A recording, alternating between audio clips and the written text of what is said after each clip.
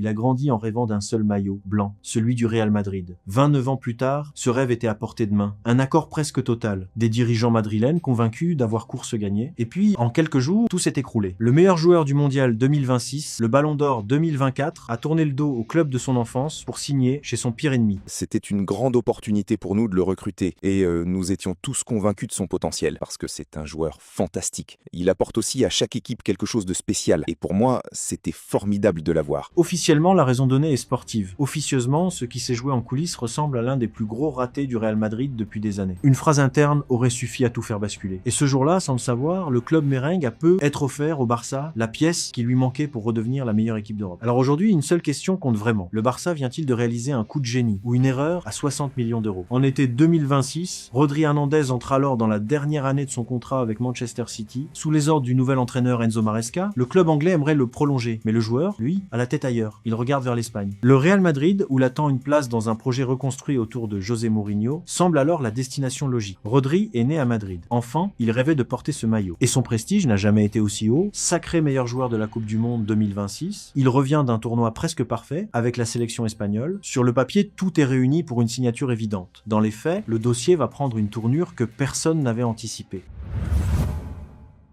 Après le mondial, une rencontre a lieu entre Rodri et le directeur général du Real Madrid. Le joueur s'y montre ouvert à l'idée de rejoindre la capitale. Mais 3 éléments viennent progressivement fragiliser sa confiance. D'abord, la lenteur du club à passer à l'action, alors que des fuites dans la presse laissent entendre que Florentino Pérez lui-même n'était pas totalement convaincu par le profil d'un milieu de 30 ans sortant d'une grave blessure au genou. En interne, une critique circule sur son style trop lent dans la conservation, pas assez dynamique pour la reconstruction voulue au milieu de terrain. Ensuite, l'approche personnelle. Pendant que Mourinho appelait directement d'autres cibles comme Marc Cucurella ou son ancien coéquipier Bernardo Silva, aucun coup de fil n'est venu de l'entraîneur portugais vers Rodri. Un détail qui, dans un dossier aussi sensible, en dit parfois plus long qu'un communiqué officiel. Enfin, des tensions perçues dans le vestiaire madrilène achèvent de semer le doute. Rodri n'a jamais évoqué publiquement d'inquiétude précise, mais selon plusieurs sources espagnoles, cette perception a pesé dans sa réflexion, malgré des conditions contractuelles pourtant proches de celles proposées par le Barça.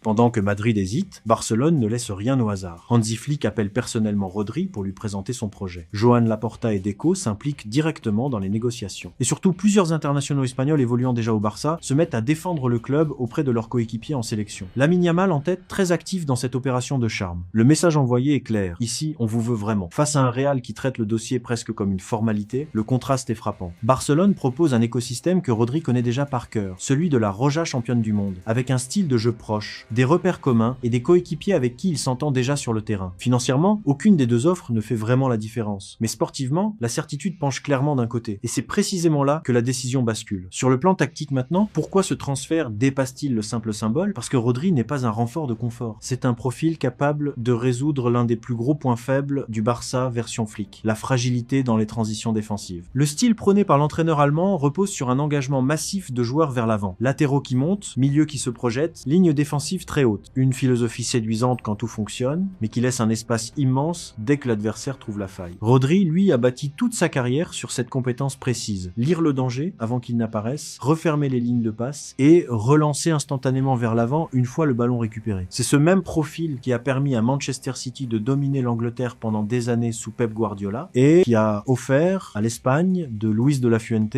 l'équilibre nécessaire pour associer possession et verticalité lors du dernier mondial. Sa présence libère mécaniquement les autres. Pedri peut avancer sans regarder derrière lui. Marc Bernal peut apprendre à son rythme sans porter seul la responsabilité défensive. Et De Jong peut se soigner sans que le club soit contraint de précipiter son retour. Mais tout n'est pas aussi simple. Rodri a 30 ans. Il sort d'une saison marquée par des blessures musculaires à répétition. Et sa dernière grande blessure au genou reste dans toutes les mémoires. Le rythme imposé par Flick est l'un des plus exigeants physiquement de toute l'Europe. Personne ne peut garantir que le corps de Rodri tiendra la cadence sur une saison complète. Et il y a une autre question, plus délicate encore, cette signature ne risque-t-elle pas de freiner la progression de Marc Bernal, considéré par beaucoup comme le futur du poste au Barça? Certains y verront un frein, d'autres, au contraire, une chance unique pour le jeune milieu d'apprendre directement aux côtés de l'un des meilleurs joueurs du monde à son poste, sans avoir à porter tout un club sur ses épaules dès sa 20e année. Alors coup de maître ou pari risqué? La vérité, c'est que personne ne peut encore trancher. Ce qu'on sait, c'est que le Real Madrid a laissé filer un joueur qu'il rêvait de récupérer depuis son adolescence, et que Barcelone a fait de ce dossier une priorité absolue jusqu'au bout. Dans le football moderne, ce genre de décision peut redessiner l'équilibre d'un championnat championnat entier. Si cette histoire vous a intéressé, abonnez-vous, activez la cloche pour ne rater aucune analyse. Et vous, de votre côté, pensez-vous que Rodri va relancer Marc Bernal ou au contraire freiner sa progression? Dites-le moi en commentaire, je lirai les meilleures réponses dans la prochaine vidéo.